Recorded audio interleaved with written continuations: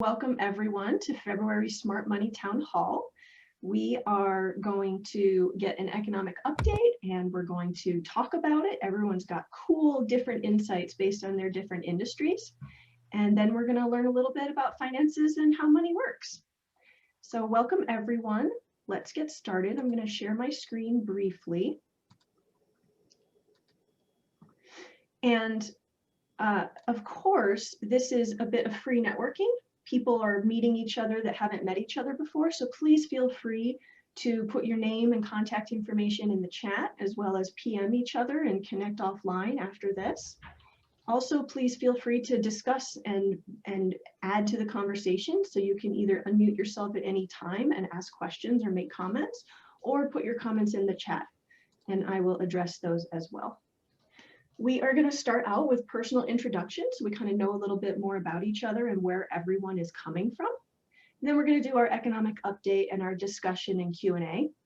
And today's topic of our financial education is the power of compound interest. We may all kind of know how compound interest works, some of us better than others, but the actual power and how that can affect our financial future over the long run is actually super interesting. And then, as always, we respect everyone's time, and so we're going to wrap up right at 11. Let's get started with our personal introductions. I will stop screen share so we can all see each other. And I am just going to go in the order that everyone is on my screen. And so, Camille, would you like to start us off? Sure. I was busy typing my stuff in the chat. I'm Camille Parker, and I'm a book midwife. I am a self-publishing consultant with My Word Publishing, based here in Denver, and we guide people to book launches and putting their book and their words out into the world. We don't own anything. The owner is the publisher, meaning the writer. So we're not a subsidy publishing house. We don't own anything. We show you how to create your own business with your publishing of your own book. So Camille Parker with My Word Publishing. Thank you, Camille. Amanda, thank you for joining us. Would you like to introduce yourself next? And after Amanda, Christine. Excuse me. Hi, everyone. I'm Amanda May. I'm the owner, marketer, and photographer of Wandering Perspective Marketing and Events. Sorry, marketing and photography. We just dropped events because of COVID, and I'm still like on that thing.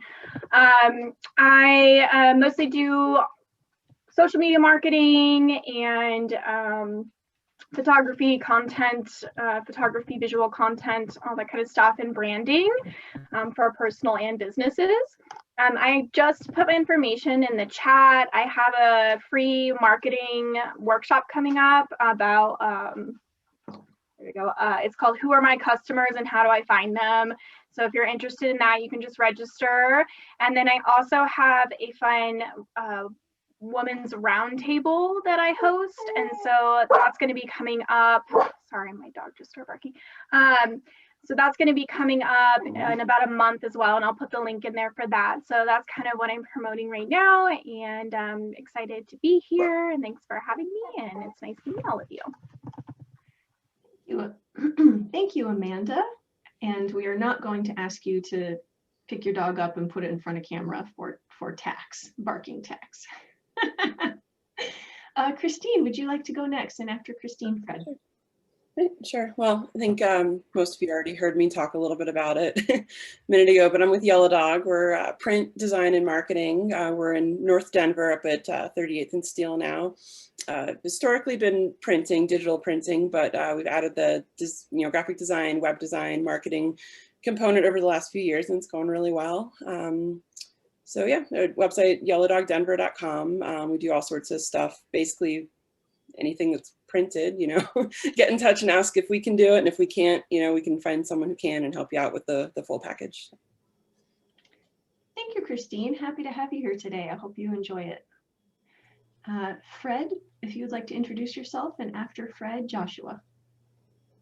I think I'm among the group of many photographers in here. I've been doing photography for about 40 years or so. Started out in film, but I also do video and audio.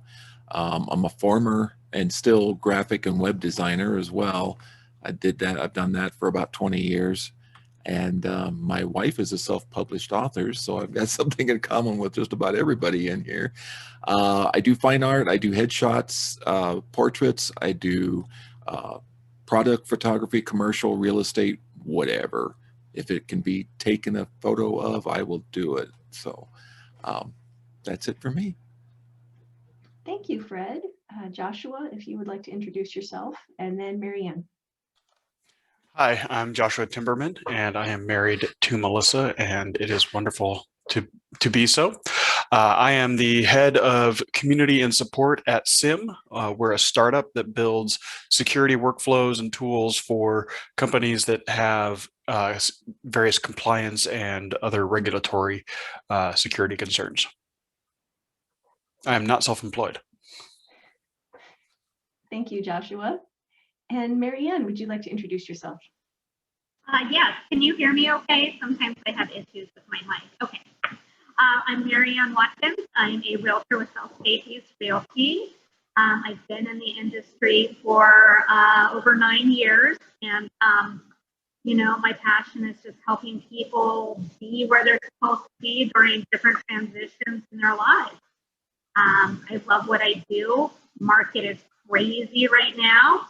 And you know, I'm always looking for great photographers. So hey, feel free to reach out to me. Awesome. Thank you, Marianne.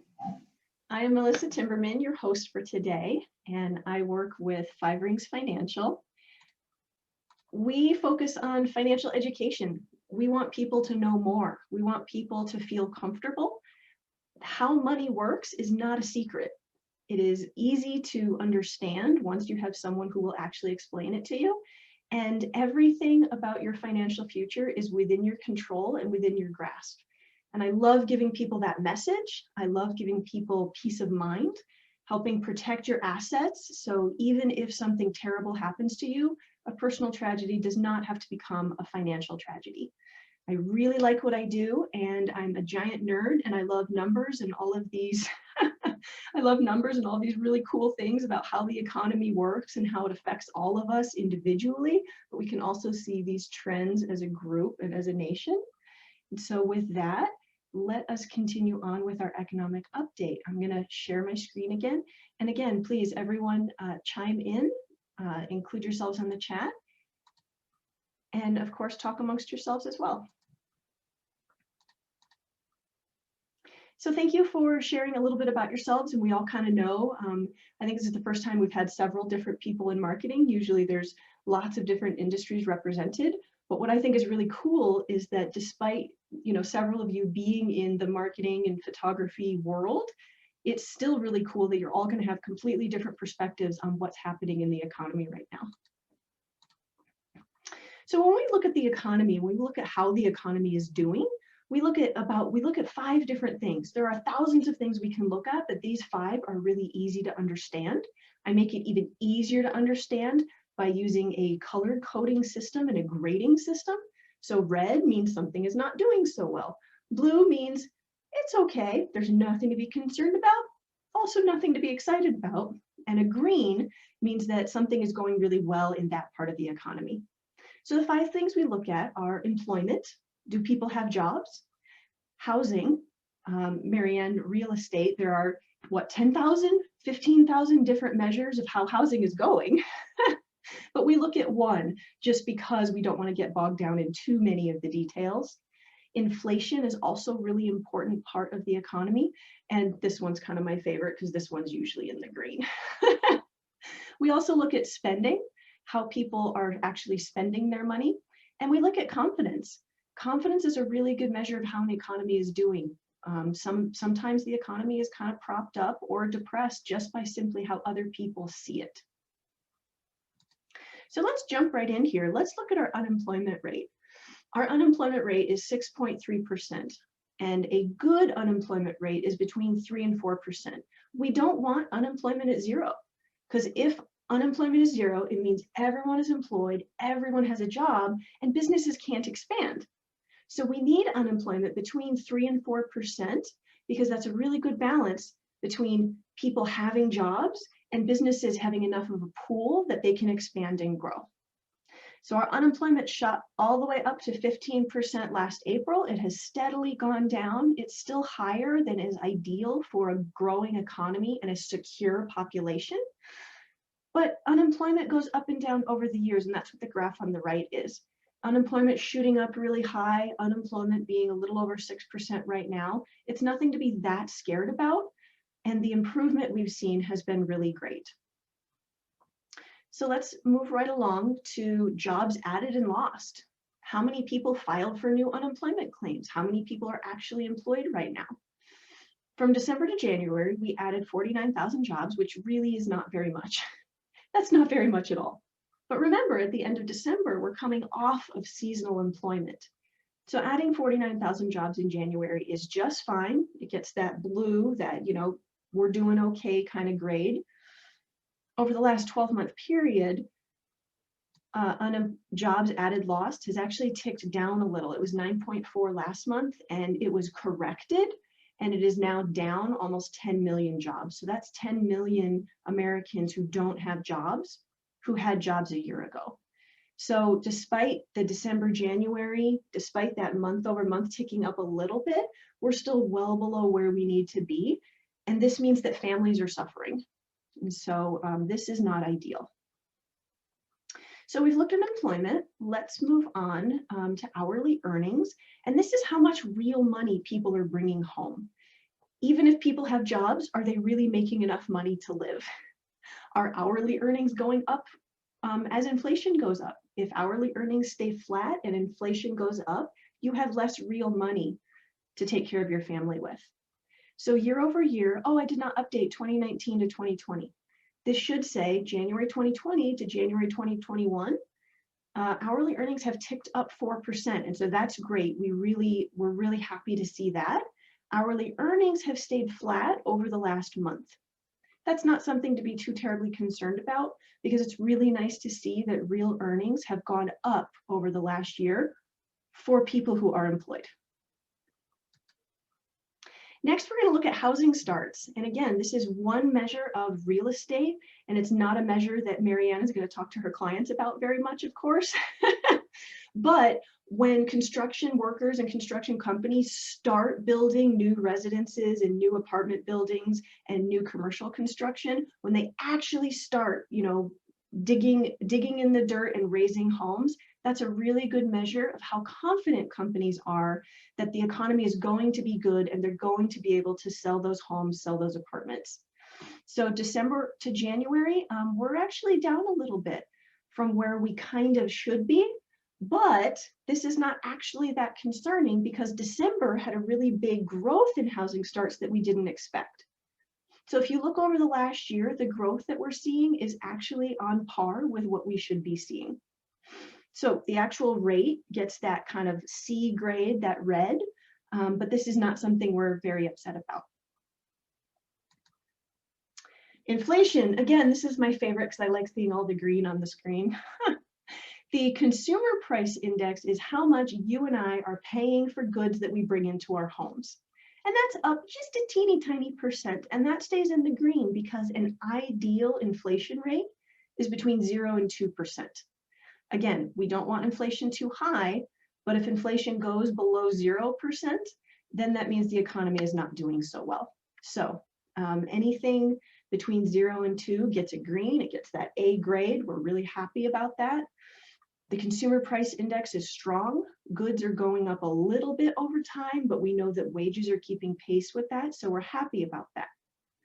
Producer price index is also something to look at. It's not something we really focus on, but this one says how much does it cost for manufacturers to produce what they're offering? And we also want that between 0 and 2%. And this is also, like housing starts, it's a good measure of how manufacturers are confident in the economy in the next few months. So that's why we want to look at producer price index, and we're really happy about where that is too. The Federal Reserve funds rate, the Fed rate, is what mortgage refinance rates are based off of. And so we want the Federal Reserve, we want the Fed rate to be low, right? Who's a homeowner and has refinanced their home in the last couple of years? Yeah, woo! So we want that rate to be low. If it's too low for too long, then inflation can kind of get out of control. Yes, despite a few challenges, Joshua and I did refinance our house over the last in the last couple of weeks, and we closed on our refi on Friday. On Monday, rates ticked up almost 0.25%. So we're really happy about that. It's not that much over time, but again, improvement is improvement. So we like that Federal Reserve funds rate to stay low, but not too low for too long. It hasn't changed since March, and it may not change for another, I'd say up to a year. They might not raise the Fed rate for up to a year is kind of what I'm predicting. And that's actually fine. Usually you want that Fed Reserve rate to be adjusted every year or so. But because of the economic situation we're in, if that Fed rate doesn't change for 2 years, we're actually going to be okay. So we're happy about that. It gets a blue because yes, we want the reserve rate to be low, but it gets a blue because it has been in that rate for quite some time. So again, we are holding steady there and we are happy about that. The fourth measure we're going to look at is spending. How much money are we making that we're actually going out and spending in the economy? And how much are we producing in terms of goods and services as a nation? So of course we all know that last spring was terrible, second quarter. The economy really tanked. And Q3, quarter three, and that's last fall, that rose a lot. And so that number seems really good. Fourth quarter, growth was at about 4%. Just like with inflation and with employment and hourly earnings, there's actually an ideal rate for GDP growth, and that rate is 2 to 3%. If GDP grows at more than 3% for too long, that means that we don't have real value. Value is outpacing actual growth opportunities, and that usually presages a recession. We don't want that. But this 4% actually gets a green because despite Q3 and Q4 looking really awesome, we are still not at where we were a year ago. And let me explain. This is how percentages work. So if a year ago, we can say if Q1 last year, let's index it at 100. That's where the economy started a year ago, right? Q2, you can see we lost 31.4%, and that means the economy was at about 68%, right? Because we lost all that growth. Well, when we talk about Q3 growing 33%, it's not 33% off of this, it's 33% off of this. And so what that means is Q3 is actually at about a 92. And Q4, oh, I'm sorry, you guys are off the board. I should have started higher. But that means that if Q3 is at a 92%, then Q4 is only at 95. Raise your hand. Does that make sense how that growth matters and how percentages change things? Yeah, so even though we're seeing growth, we are still not at where we were a year ago in terms of GDP growth. So we want to see GDP growth at more than 4 or 5% for actually probably the next couple of quarters. So that ideal rate doesn't really matter right now. And we're happy with how the economy is growing. When we look at spending, we also want to look at retail sales. Are retail sales up? Retail sales are up last month. This is not quarter. GDP gets updated quarterly. Everything else gets updated monthly. So retail sales are up 5%, which is awesome. I wish it got like an extra green, a neon green, because retail sales weren't up that much even over the holiday season last year. And so we're really glad that they've grown that much. Durable goods we look at, again, because we want to look at how confident people are in how the economy is going to grow over the next few months. Durable goods are things you keep for a while. Things like cars, things like home appliances, things that are going to stick around for a while. You're not going to buy them if you're not sure you're going to have a job next month, right? So you have to have a little bit of confidence if you're going to invest in these durable goods. And durable goods are kind of staying flat, grew a little bit, and we're happy with that. That's just fine. So next, we look at our last measure of the economy, and that's confidence. How confident people are, how much faith you actually have in how things are going around you really actually matters. Because if you have the feeling of faith that things are going well, then you're going to invest. You're going to reach out. You're going to expand yourself. If you're looking at the economy and you say, I think things aren't going well, you're going to contract, you're going to save more, you're not going to contribute to the economy, either as a person or as a business owner. So consumer confidence is actually really important. We know that consumer confidence is kind of just people like you and me. The government does a survey every month of just calling up people in households, and consumer confidence grew a little bit to 89. It really tanked over the pandemic. In this consumer confidence score started in 1985 at an index of 100. They started it there. And so we're kind of down to where we're lower than where we really want to be if all we were seeing was growth and improvement over the last few decades. But over the last month, consumer confidence did increase, and so that's good. It unfortunately didn't increase very much, so we're going to give that a blue. Keep that at a B. The leading economic index is very cool. It's a much more recent measure, and it's more complicated. It takes into account more factors. And so while the consumer confidence score is well known, the LEI is a little more accurate. And so that has also increased a little bit to 110. So we're happy about that. Do you like how I'm kind of telling everyone how you should be happy? Come on, everyone, time to smile. Melissa, what was the LEI last month? I can't remember. I think it was something like 108. Yeah, I was going to say, yeah, I thought it went up a couple points. So, okay, good. Okay, thanks. When I started my town halls, I had too much information on this screen and it just was a little confusing. So now I'm just reporting if it went up and not how much. You know, there was always 1.2 and 0.8 and it was just too much to process. So I'm just doing the color coding and whether or not it's increased. So yeah, it increased. I just wasn't sure, like, is it a big jump? Is it a little jump? You know, that kind of thing. If it was a big jump, I'd make it green. Okay.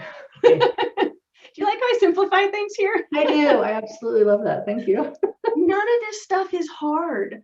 It's just difficult to find when someone will make it simpler. So I love doing that for people. Thank you, Camille, for clarifying. And this, when most people think of how the economy is doing, most people just go straight to one measure, and that's how the stock market is doing, which is very interesting to me because the average American didn't get involved in the stock market until the 1980s when 401ks first took off. That's most people's involvement in the stock market, right? A lot of people now have brokerage accounts, but most people, it's your 401k. And that's a relatively small portion of your economic involvement in the nation. Moreover, everyone's 401ks in the entire nation makes up something like 5% of the stock market. Our involvement as tens of millions, hundreds of millions of Americans, our involvement in the stock market is minuscule compared to business involvement.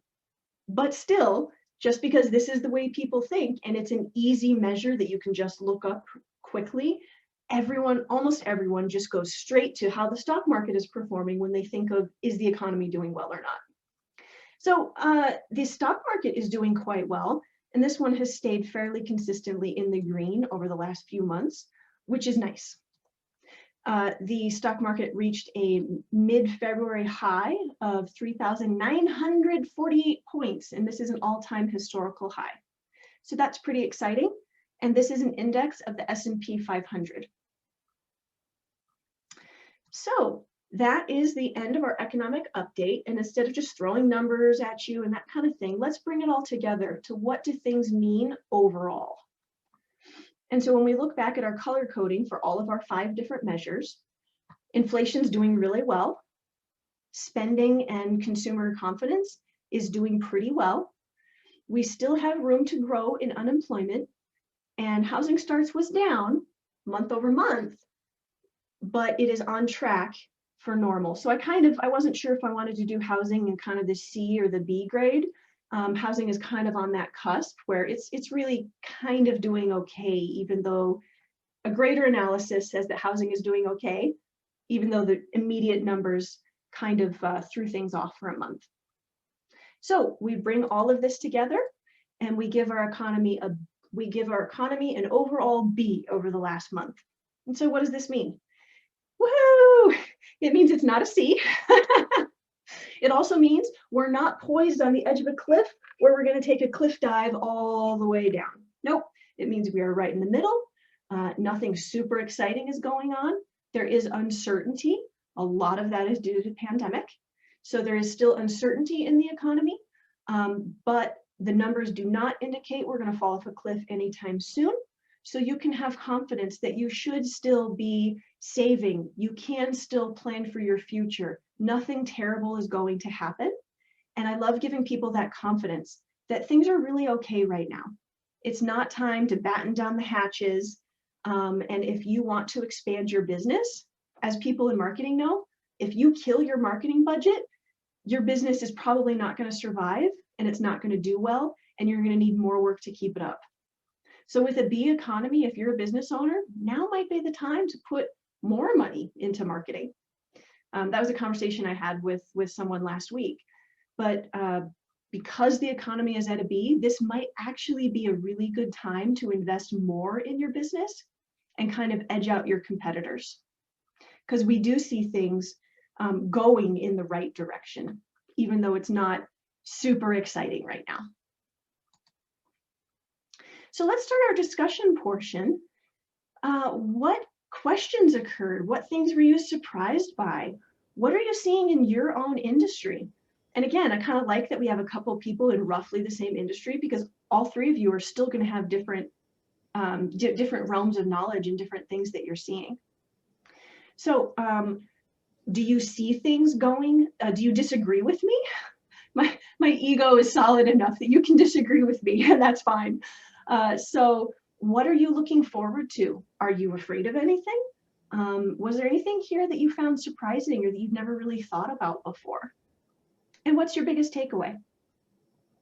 I'm going to stop screen sharing so that we can have a great discussion.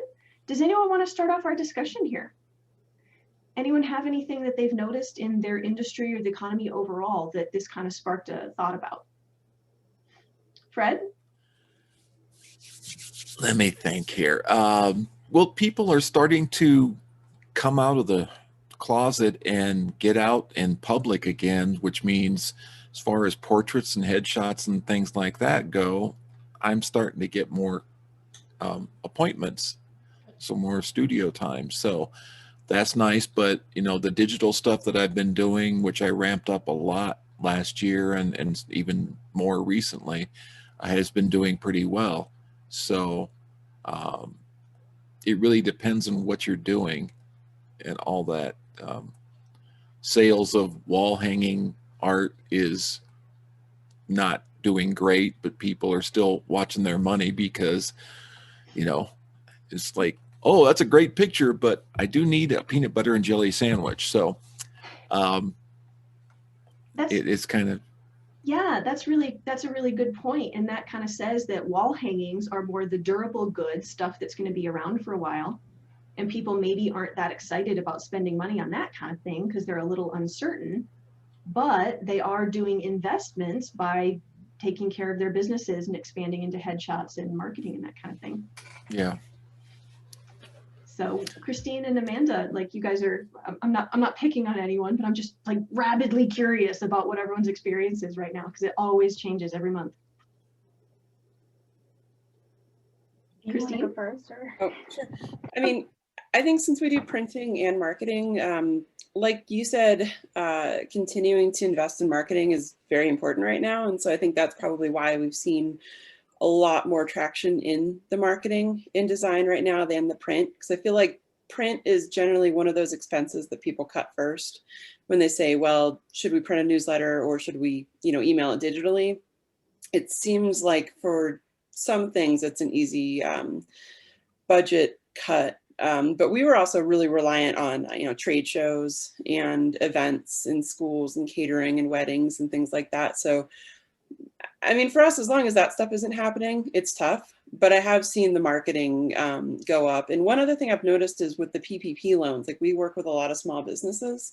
And I think that work will start coming in a lot more as the second round of PPPs are funded.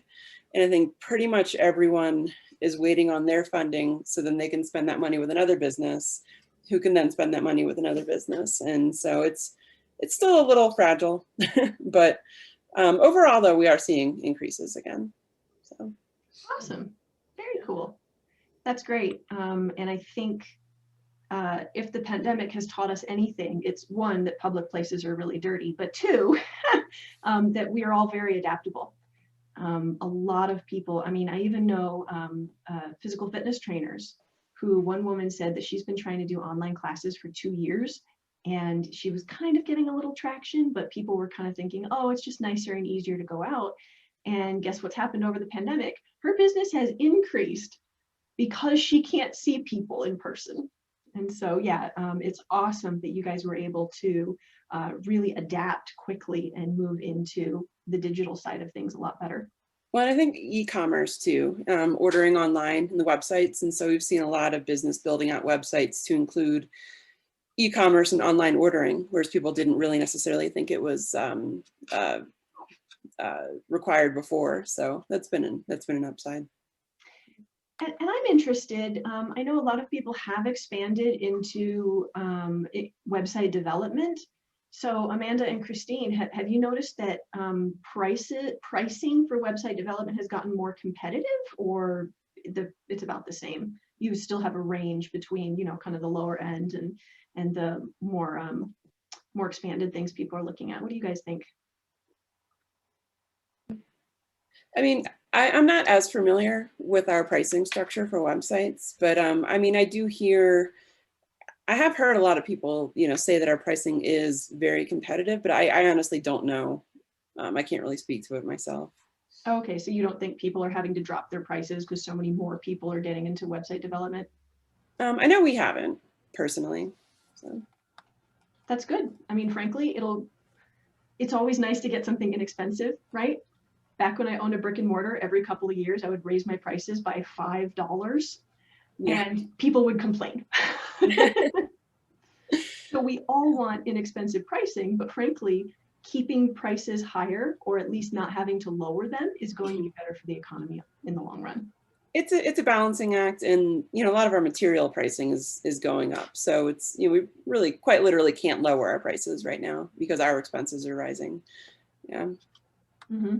And really, when you get what you pay for. You get somebody that's sitting in their living room and they just got, just learned how to log into WordPress, and all of a sudden they're charging people to design websites. You're not getting what you're paying for at all. People that offer SEO services for $5 a month, that's not real SEO.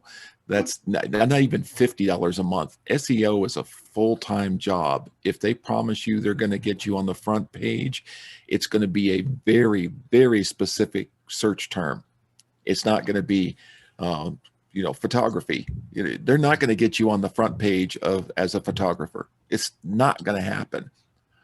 Not for $50 a month. Maybe if you pay $1,500 a month for a year, you might get on the front page with a really good company, but even locally, you're not likely to do that. So people that they pull you in with a promise, but they don't give you all the details of that promise.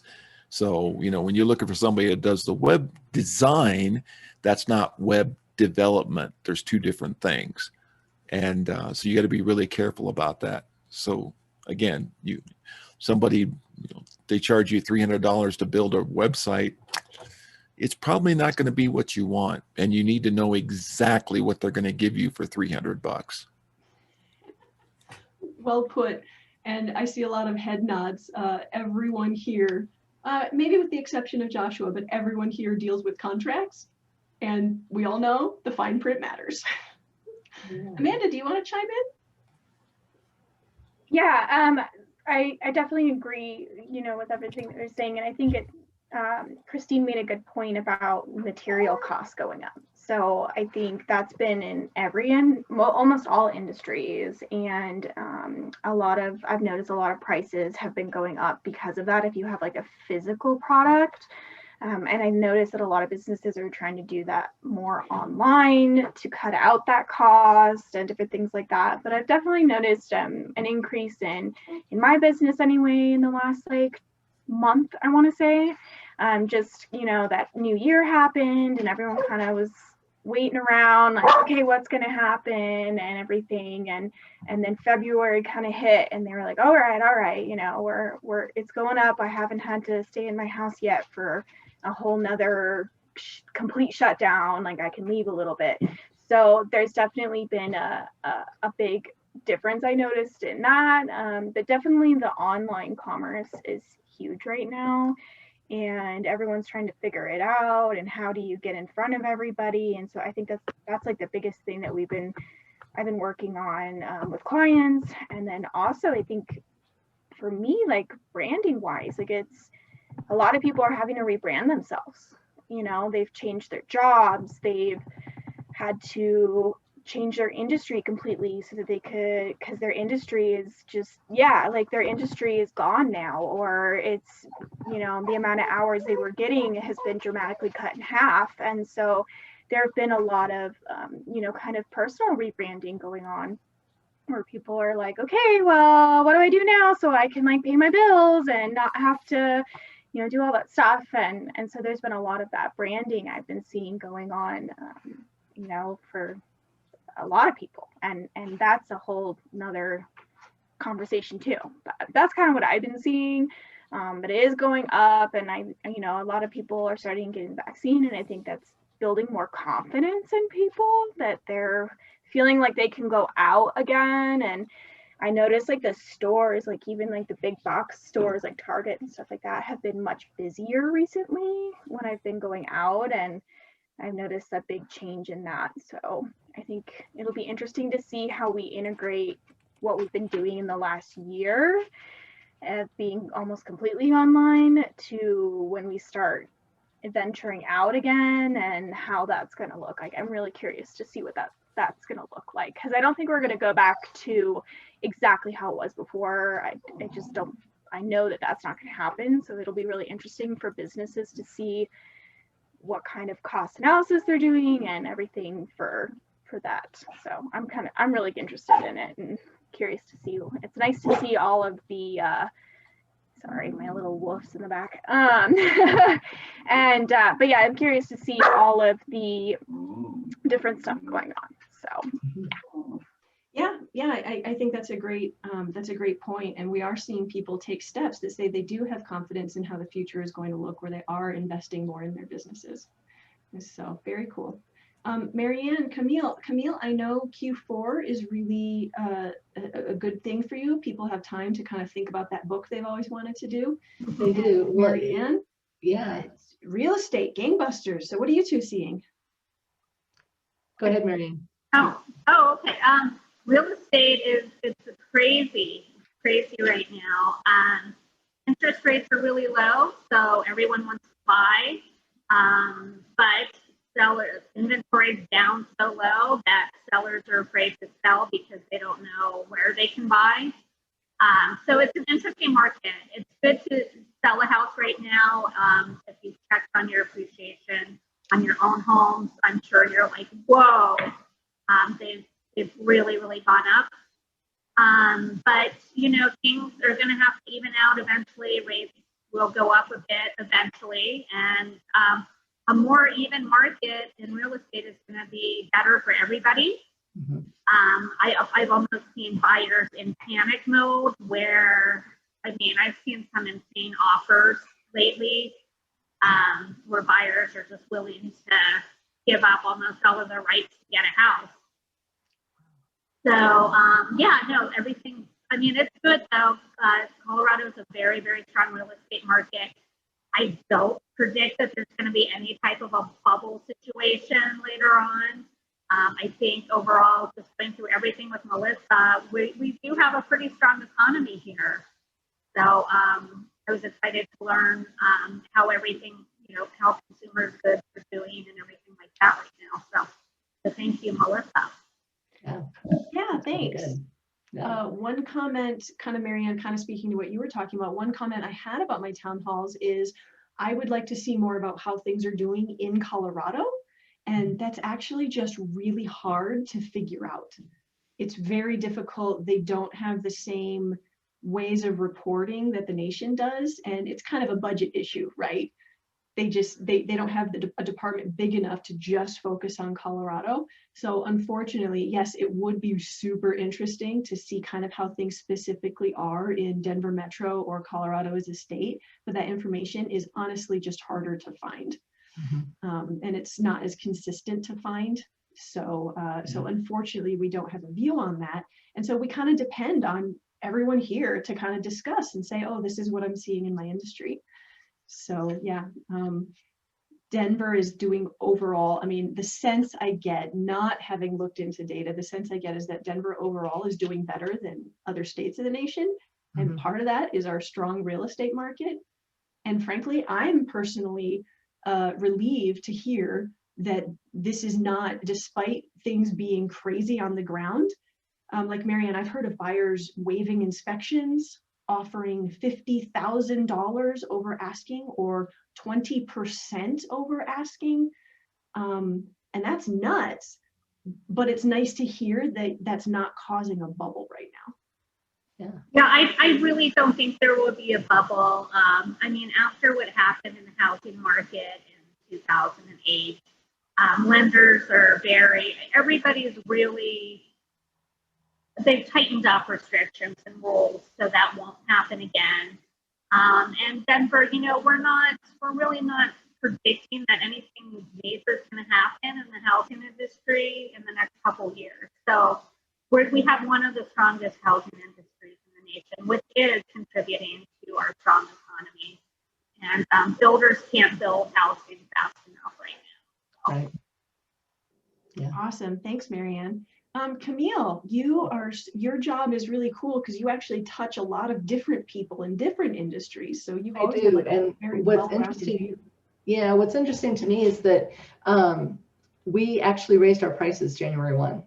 First time we'd raised the price of publishing management fees in, I want to say Polly said 6 years, 5 or 6 years. And we're still well within range, but we were on the low end of the range. And we realized we were basically short selling ourselves, right? And so raised our rates, and people have not blinked, which tells us we were way underselling ourselves. But sort of like what I tend to have is when I have a consultation with someone, I'll talk to somebody and they will, if somebody sort of quivers a little bit about what it's going to cost to publish their book, it's not because they think we're too expensive. It's because they just had no concept what it takes to publish a book. No matter who is publishing it, if it's a traditional publisher subsidy or true independent publishing. So, and talking about material pricing, the only thing really materially that we work with is the print cost, right? And because primarily we are print on demand, we work a lot with that. We work with Amazon. That's like our primary. If you want to do hardcover books and so on, absolutely you can do that. Offset printing facilities, yeah, they're a little bit more expensive, but that's something that people know going in.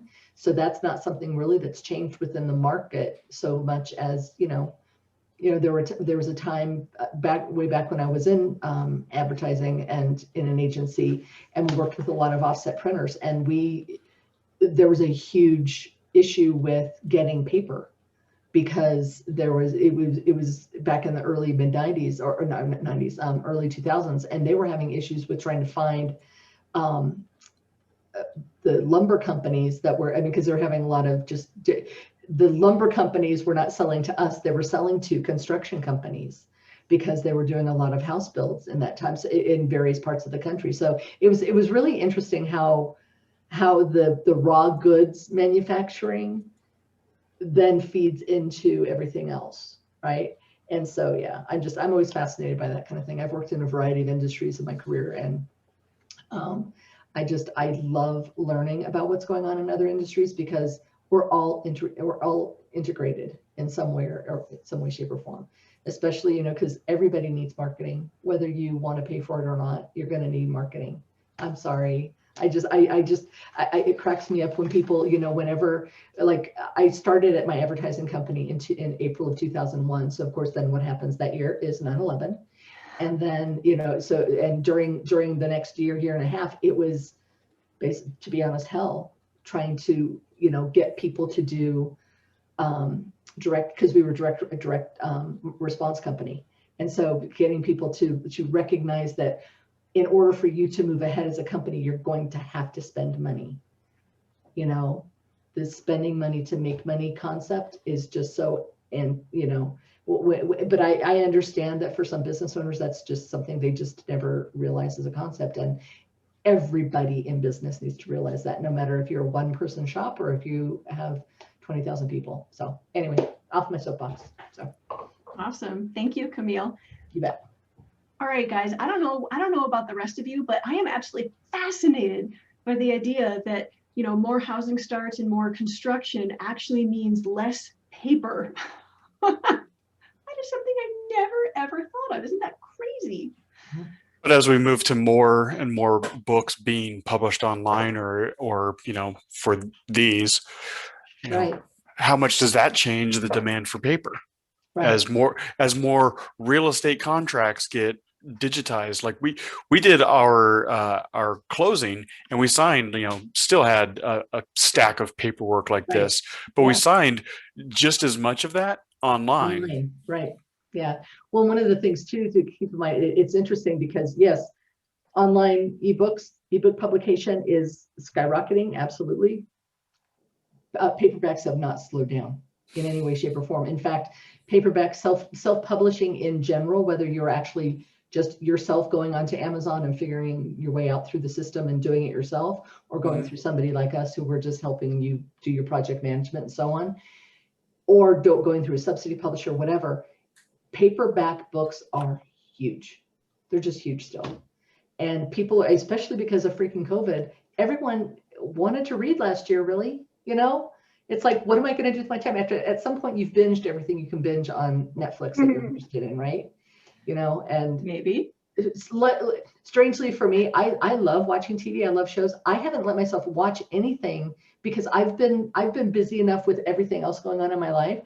I know that if I just sit down on my couch and like try to binge watch something, I'm going to end up getting sucked into 4 seasons worth of something. And, you know, it's like, oh yeah, I guess I didn't do any of the stuff I was supposed to do this week. So anyway.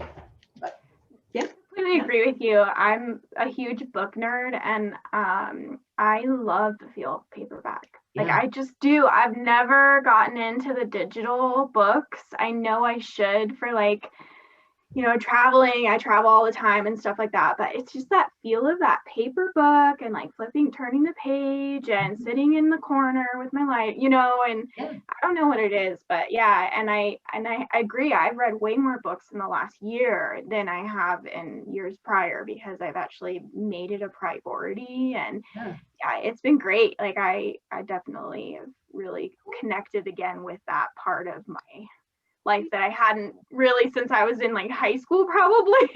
So yeah, I agree with you. But some people don't feel that way, but I'm still that person who like loves the smell of like books. Too. My favorite thing, I'm a total book nerd, and used bookstores are like one of my favorite places on earth. Yes, you walk in. I'm so sorry, but we're getting on towards our 11 o'clock and we want to get to education. So thank you so much. And let's get started here. And so today we're going to talk about the power of compound interest. And the one principle that is super important to understand is regarding compound interest. Those who understand it earn it. Those who don't pay it. So compound interest is the process of earning interest on your money, then earning more interest on all of that, both your money and the interest earned. And you do that over and over again, so your money grows over time. And we use a very easy calculation. It's called the rule of 72 to estimate how quickly we can double our money. So the rule of 72 says that 72 divided by your interest rate is how many years it takes to double your money. So if you have a 1% interest rate, then 72 divided by 1 means that it will take 72 years for $1 to turn into $2, for $10 to turn into $20. And as a side note, good advice is to stay away from 1% interest rates. Unless we're talking about mortgages, of course, in which case you jump on that and you hold it down and you capture it. So interestingly, one part we know about the power of compound interest is that raising your interest rate just a little can make a really big difference in how much you have over time, which can make a really big difference when you're thinking about retirement. So as an example, we're going to think about 3 fictitious triplets who are 29 years old. And we're going to look at how these 29-year-old triplets have very different outcomes when they invest at different interest rates. So rules of the game, let's say all of these triplets start at 29 and they have $5,000 to start with, and they're going to have a competition to see how much each of them can get by the age of 65. So our first triplet is going to invest in bonds. And bonds, let's say she finds a bond that offers her a 4% interest rate, which is kind of high right now because interest rates are low. But for the sake of example, our rule of 72 says that if she invests at 4%, 72 divided by 4, that means that her money will double every 18 years. So our first triplet is 29 and has $5,000, and her money will double in 18 years. So 29 plus 18 at the age of 47, she'll have $10,000. And then another 18 years later, she'll be 65 and she'll have $20,000. Does that make sense? So her money went from $5,000 to $20,000 over these doublings every 18 years. Our second triplet invested in the stock market, and they did way better than average every single year. And so this is at a 4% interest rate. Our second triplet did really well in the stock market and averaged 8% per year. And so if this person got 8% and her sister got 4%, how much more money do you think she'll have by the age of 65? It'll at least double, right? Au contraire, my friends. So 8%, we apply the rule of 72. This person's money will double every 9 years. So at 29, she has $5,000. At 38, she'll have 10,000. At 47, she'll have 20,000. At 56, she'll have 40,000. And at 65, she'll have $80,000. She didn't double her sister's money, she quadrupled it. And all she did was go from 4% to 8%. And that's not that big of a jump, right? And so our third triplet, let's say she got 12% on her money.